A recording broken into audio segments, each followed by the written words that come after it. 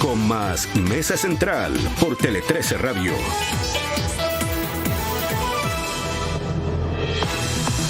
En el estudio Mesa Central nos acompaña el ministro subrogante de Justicia, Jaime Gajardo. ¿Cómo está, Jaime? Buenos días. Muchas gracias por venir. No, muchas gracias a usted. Muy buenos días a todos. Bueno, hay harto tema en la pauta. Comencemos por la reunión de este gabinete pro seguridad, que es, ha explicado el gobierno, una especie de espejo del gabinete pro crecimiento que ha dado buenos resultados y que obviamente va a tener foco en cuestiones importantes como el control de armas y otros asuntos. Usted participó en esta instancia. Cuéntenos por qué debiera haber resultados que sean efectivos y concretos para la ciudadanía en este tipo de coordinación de trabajo.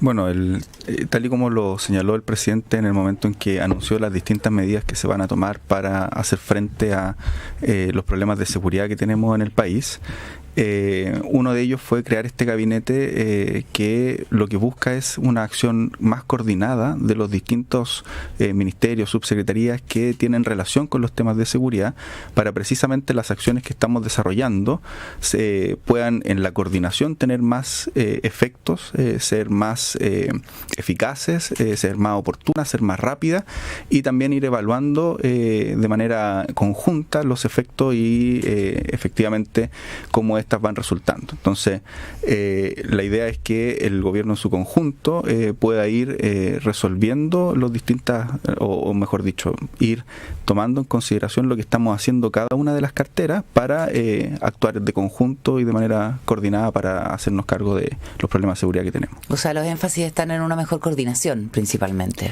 Claro, los énfasis están en tener en común toda la información que tenemos, coordinarnos adecuadamente, ir tomando acciones concretas, ir poniéndonos medidas y plazos muy, muy claros. Entonces, por ejemplo, el gabinete se va a volver a reunir el jueves 29 de febrero. El presidente de la República nos mandató a dos cosas muy concretas. Primero, que trajéramos una propuesta respecto a el control de armas, cómo mejorar el control de armas dentro de nuestra sociedad. En el fondo, no solo se ha hecho un control de armas más efectivo, pero esto tiene que ser mucho más contundente. Tenemos que revisar, por ejemplo, también el caso de las armas de fogueo, ver si tenemos algún déficit legislativo que nos permita tener un mayor control para la venta y distribución de las armas de fogueo, también el porte de las armas de fogueo. Asimismo, también revisar ciertas medidas específicas que se podrían tomar, por ejemplo, hacer un control mucho más riguroso de las armas de todo tipo dentro de terminales de buses, distintos espacios públicos, que es muy relevante para aquello. Y además también nos mandató a un segundo punto que tiene que ver con cómo coordinamos de mejor manera las labores de prevención y reinserción social, en el sentido de que la seguridad no solo implica tener mayor control policial, no solo implica tener mayor presencia del Estado en términos policiales, sino que también requiere de una mayor presencia del Estado en su conjunto. Como en aquellos barrios peligrosos recuperamos espacios públicos, como en aquellos barrios donde tenemos posibilidad de que los jóvenes sean cooptados por bandas criminales, entregamos una oportunidad laboral a esos jóvenes, como aquellas personas que están en el sistema penitenciario el día de mañana se reinsertan en la sociedad, y ahí el trabajo de reinserción social para que no aumente el circuito delictivo, para ir quebrando las trayectorias delictivas, es clave. Entonces, esos dos aspectos nos mandató para que trajéramos propuestas concretas. Uno quedó a cargo de Interior, el otro quedó a cargo de Prevención del Delito. Se va a convocar a otras carteras también que tienen que ver con estos temas: cultura, deporte, trabajo, y en el caso también se programaron las próximas sesiones. En el fondo, ¿qué otros temas vamos a revisar? Y ahí uno de los temas que vamos a abordar es precisamente la situación penitenciaria desde esta perspectiva más intersectorial. Perfecto. Y ese es un tema que toca directamente al ministerio que usted está encabezando ahora de manera subrogante, ¿cierto? Estamos con Jaime Gajardo, ministro subrogante de Justicia. Y es cada vez mayor la preocupación de la ciudadanía por las bandas que están operando desde la cárcel, ¿cierto? Ya no es solamente el hacinamiento y materias que son muy importantes, sino la capacidad delictiva desde los centros de reclusión. ¿Qué se ha hecho y qué se piensa hacer este 2024 para poder actuar oportunamente frente a esta cuestión donde las estafas telefónicas que provienen de la cárcel son una cuestión, un pan de cada día que no se ha podido, y estoy dando un ejemplo muy concreto, controlar. Bueno, nosotros tenemos dos fenómenos de los cuales hacernos cargo. Uno que es la sobrepoblación, porque ha aumentado de manera muy exponencial la cantidad de personas privadas de libertad que tenemos al interior de los establecimientos penitenciarios.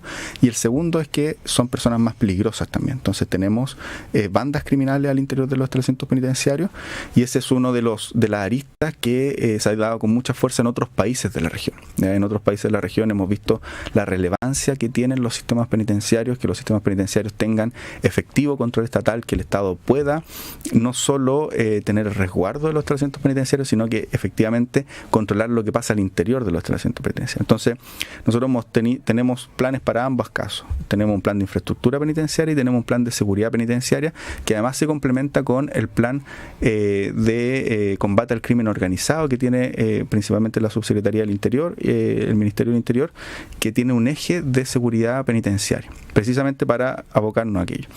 Medidas concretas, este año tenemos varias. La primera es que en marzo de este año, es decir, en pocas semanas más, va a estar ya vigente la inhibición de telefonía celular en el sector de Pedro Montt. Eso es clave porque precisamente el sector de Pedro Montt acá en Santiago 1, en el centro. Claro, en el sector de Pedro Montt tenemos 4 establecimientos penitenciarios, que es Santiago 1, la ex penitenciaría, el recinto especial de alta y máxima seguridad y la cárcel Capitán Llava. En esos 4 establecimientos penitenciarios tenemos una población penal de aproximadamente 10.000 personas. Ya. Es decir, un quinto de la población penal del país se encuentra en el sector de Pedro Montt. Perfecto. Ese es para nosotros uno de los principales complejos penitenciarios, si es que lo señalamos de esa manera. ¿Cómo va a funcionar la inhibición de la señal de celulares? Porque uno de los temas que siempre es una piedra de tope es que puede inhibir en el perímetro a quienes no están reclusos, digamos que gente que vive ahí o trabaja ahí. Claro, eso efectivamente ocurrió con la tecnología que tenía nuestro país hace 10 años atrás. Ya hace 10, un poquito más, teníamos una tecnología que efectivamente inhibía la señal celular, pero inhibía también kilómetros a la redonda. Y eso afectaba a las poblaciones que se encontraban a su alrededor, pero afectaba, por ejemplo, en el caso de Pedro Montt, afectó directamente al Centro de Justicia, claro. A los canales de televisión que estaban detrás. Entonces, no se podía utilizar. Y de hecho se inhibió en un momento y a los pocos días se dejó de inhibir porque esa tecnología era muy rudimentaria, por decirlo de alguna manera. Hoy por hoy hay tecnología de punta que pocos países del mundo la utilizan, que es un sistema de gestión de telefonía celular que permite identificar todos los teléfonos celulares que hay con un margen de error de 2 metros. Es decir, permite ponerlo en una pantalla, identificarlo y escoger los teléfonos celulares que se van a inhibir con ese margen de error de 2 metros. Entonces, es una tecnología muy precisa, es una tecnología que, como decía, es de última punta, está presente en solo pocos países. Israel tiene, las cárceles en Francia lo tienen, en algunos lugares en Estados Unidos, y hoy por hoy también va a estar en Chile. El año pasado hicimos una licitación con recursos que redistribuimos desde la Subsecretaría a Gendarmería de Chile para este tema en particular. Esa licitación ya se adjudicó, se firmó el contrato, se está hoy instalando las distintas antenas y la infraestructura que se requiere, y en marzo de este año, a mediados de marzo, ya va a estar operativa en el sector de Pedro Montt. Y una muy buena noticia, porque no solo adquirimos tecnología de punta, sino que vamos resolviendo aquellos temas que precisamente son a través de los cuales se organizan las bandas criminales, se organizan al interior del establecimiento penitenciario, se organizan también para el exterior del establecimiento penitenciario, cometen delitos de múltiples tipos, delitos de bandas criminales o estafas telefónicas, que son delitos que afectan a los ciudadanos y ciudadanas en concreto. Entonces, y con esta tecnología que ahora empieza a operar en marzo, ¿la inhibición va a ser total? O sea, ¿los reclusos no van a tener acceso a telefonía celular? Inhibición total. Inhibición total. No va a tener sentido que tengan un teléfono porque no van a tener señal, sencillamente. Ninguna posibilidad. Y esto además se une a otras medidas que hemos venido tomando durante estos años. Desde mediados del año pasado y finales del año antepasado, el Congreso aprobó 2 proyectos de ley que nosotros impulsamos como Ejecutivo, que impiden el ingreso de teléfonos celulares y la tenencia de teléfonos celulares al interior de los establecimientos penitenciarios, porque los considera un delito. ¿ya? Se modificó el Código Penal, en particular el artículo 304 del Código Penal, se creó el 304 bis y el 304 ter, que establecen que es un delito tanto el ingreso de teléfonos celulares como la tenencia. Esto nos ha permitido abrir causas penales en contra de personas que ingresan teléfonos celulares, que antes no era considerado un delito. Entonces, por ejemplo, hemos podido abrir causas penales en contra de abogados o abogadas, que hay imágenes que son como bien famosas, que veíamos abogados o abogadas en distintos reportajes de televisión que le pasaban un teléfono celular a un interno. Eso antes no era un delito, sino que solo era una falta administrativa en el reglamento de establecimientos penitenciarios. Hoy es un delito. Hoy es un delito. La posibilidad de que la inhibición de señal celular se extienda a otros penales. Eso es precisamente algo que estamos conversando. El año pasado hicimos otro intento, que fue una licitación más grande a más establecimientos penales a cambio de la telefonía fija.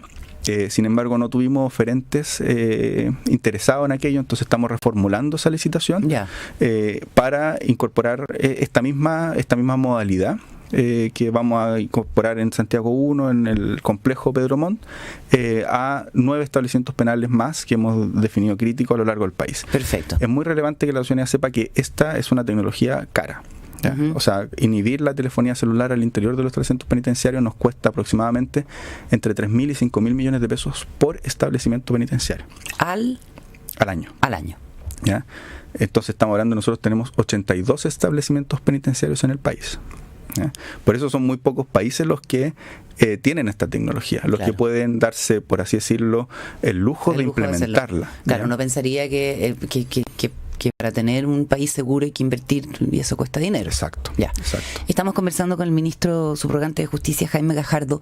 Jaime, se conocieron ayer en otro asunto las actas de la reunión del COSENA, que se convoca por cuarta vez desde la reforma constitucional del año 2005, en el contexto precisamente de la crisis de seguridad.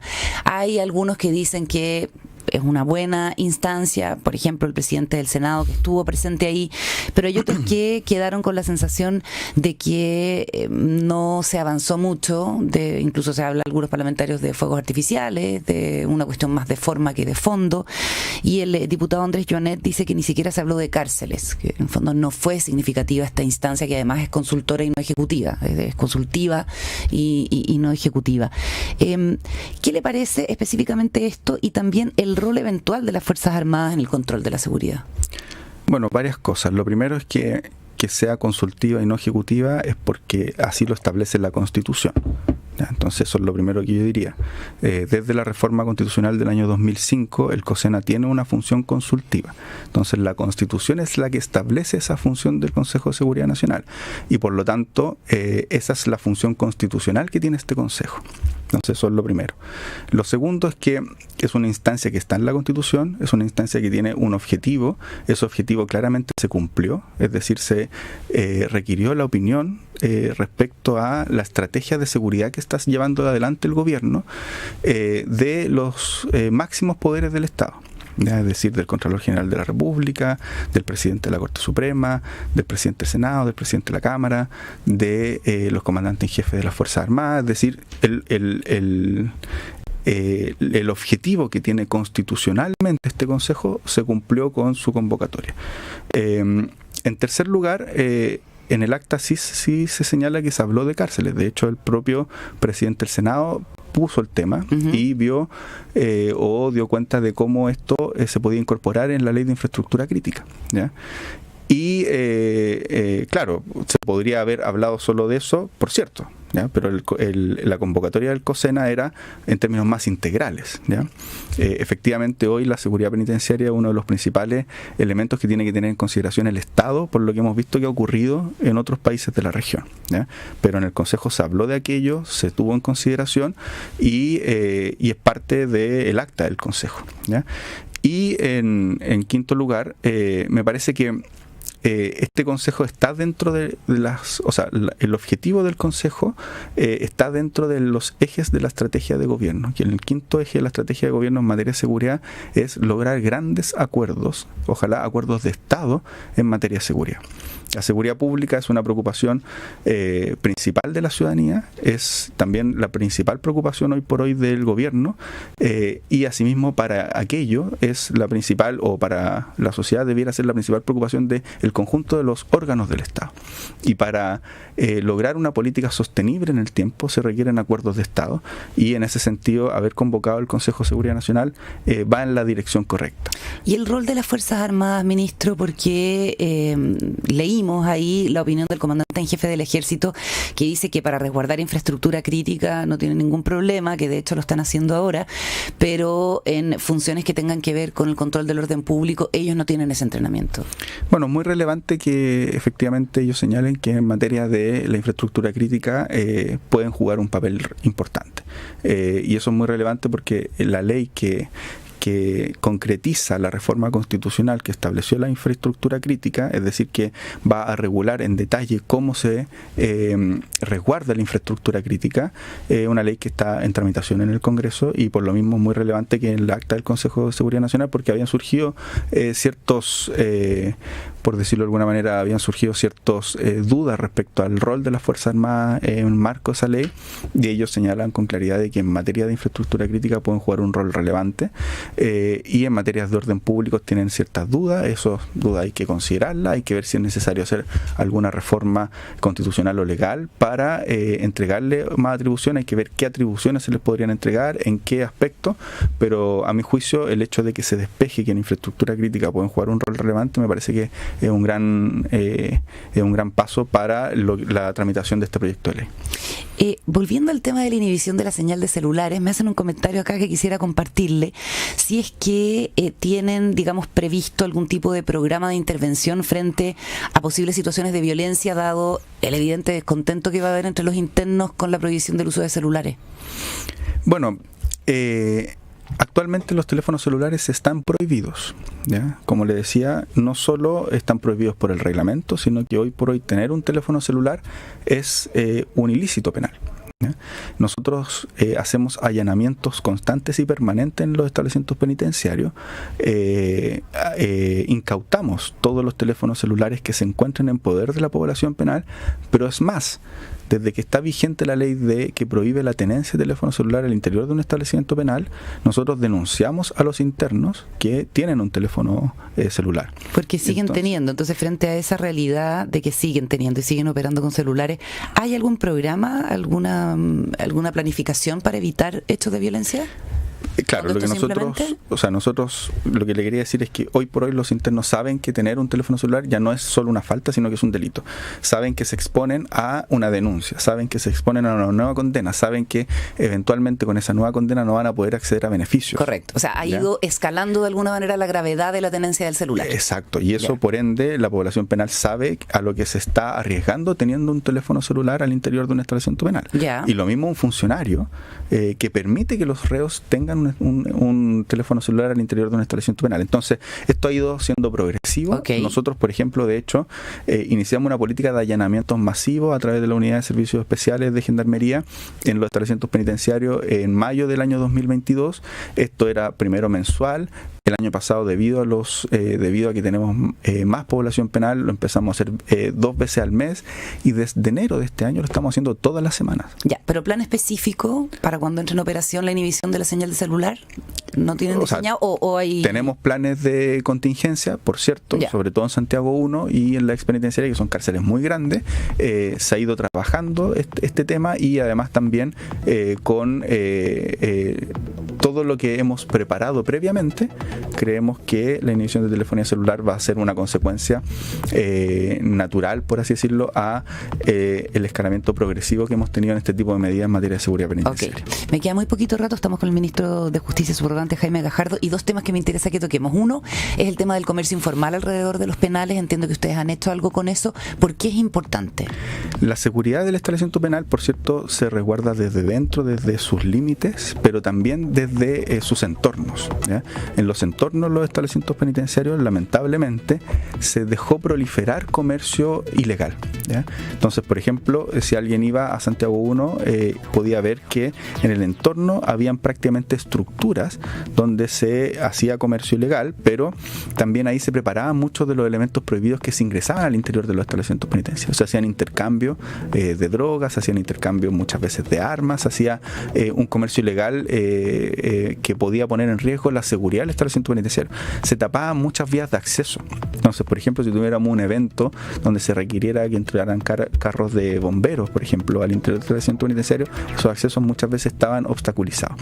Entonces, nosotros, junto con la Subsecretaría del Interior, con Carabineros de Chile y la Municipalidad de Santiago, en este caso, hicimos un plan de intervención, planificamos una intervención y despejamos absolutamente el sector. ¿Y eso es algo que digamos, se mantiene todos los fines de semana en que esto se produce, o todos los días? Lo que ocurre es que sacamos estructuras que estaban ahí desde siempre, desde la instalación de Santiago. Nunca se había hecho un plan de intervención fuera del establecimiento penitenciario que despejara. Habían containers, habían estructuras, habían buses que se habían dejado ahí, que eran prácticamente... Por Isabel Riquelme principalmente, ¿o no? No por Pedro Montt, sino por la paralela atrás, que creo que es Isabel Riquelme. Claro, lo hicimos en las dos calles. Ya. Hicimos en Pedro Montt y en la de atrás, que es el ingreso de Santiago. Claro. Que no me acuerdo en este momento exactamente cómo se llama, puede ser que sea Isabel Riquelme. Hicimos en ambas calles, y esto lo vamos a ir repitiendo, este tipo de intervenciones lo vamos a ir repitiendo en todos los establecimientos penales donde tenemos problemas con la seguridad perimetral debido al comercio ilegal que se establece afuera. Y estas son dos señales muy relevantes. Una, que se interviene el comercio ilegal, y dos, que se da cuenta de que la seguridad perimetral de los establecimientos penitenciarios es fundamental para nuestro país. Y que hay un control ahí, digamos. Y que hay un control y que la no ley se de la permite, selva. exacto, que no se permite que cualquiera se instale donde estime pertinente a ejercer un comercio que no está permitido. Y por último, Jaime, respecto de la compra de los autos Lexus de alta gama por los miembros de la Corte Suprema, hoy día va a haber un nuevo pleno para ver este asunto. Usted, al igual que otros personeros de gobierno, ha dicho que esa no es una autorización que el gobierno haya dado para el presupuesto 2024.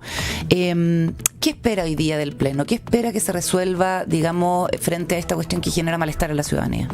Bueno, yo creo que el gobierno ha sido bastante claro respecto a las dudas que surgieron en cuanto a la autorización presupuestaria.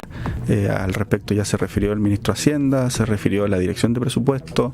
El día de ayer, tanto la ministra del Interior como a mí me tocó referirnos al tema en cuanto a las dudas en materia de la formulación presupuestaria, y el Poder Judicial es un poder autónomo. Nosotros esperamos que tomen la mejor decisión durante la jornada del día de hoy, y no tenemos más comentarios que hacer al respecto a los que ya hemos realizado. Porque lo que ha trascendido, no lo han hecho a través de declaraciones oficiales desde el Poder Judicial, es que lo que querían era utilizar dineros que quedaron de la ejecución presupuestaria del 2023 y que esa autorización habrían pedido a Hacienda y a juicio de ellos la habrían recibido. Bueno, eso es algo que ellos tienen que despejar en cuanto a la ejecución de su presupuesto. Como le digo, nosotros, en cuanto a las dudas que habían surgido en materia de formulación del presupuesto y las habilitaciones que habían para el presupuesto de este año, creo que ya hemos sido súper claros. La decisión de que de ninguna cómo... parte se autoriza plata para renovar la flota. Y la decisión de cómo se ejecuta el presupuesto de un poder autónomo al poder ejecutivo es una decisión de ellos, y ellos son los que tienen que tomar aquí. Usted dice que son autónomos, ¿eso quiere decir que la plata que se les asigna por presupuesto, ellos la pueden gastar como quieran, o que ellos tienen que itemizar cada uno de los gastos para que esto sea aprobado por Hacienda, por la DIPRES? Lo que pasa es que en la formulación del presupuesto hay distintas ítems y subítems presupuestarios que establecen la posibilidad de compra de distintos tipos de bienes, ¿ya? Y gasto en distintos tipos de ítems, ¿ya? Cuando hay compra de vehículos aparece expresamente en el presupuesto. Okay. ¿Ya? Y eso es y esa fue la duda que surgió, y esa fue la duda que nosotros respondimos ya. En el fondo, ni en la formulación presupuestaria ni en el presupuesto aprobado para este año hay un ítem específico. ¿Qué es lo que ocurre? Que ellos tienen una habilitación que no necesitan la autorización del gobierno para gastar dentro del ítem general, que es el subtítulo 29, que es el que permite la compra de bienes activos no financieros, entre otros, por ejemplo, automóviles. Ellos no necesitan la autorización específica de nosotros, ¿ya? Porque son un poder del Estado independiente. Correcto, por eso resorte de ellos si compran o no los autos, que es lo que están definiendo en este momento. Y eso es lo que ellos tendrán que definir. Perfecto. Jaime Gajardo, ministro subrogante de Justicia, muchas gracias por la conversación. Buenos días. Muchas gracias a ustedes. Conversaciones amenas e informadas.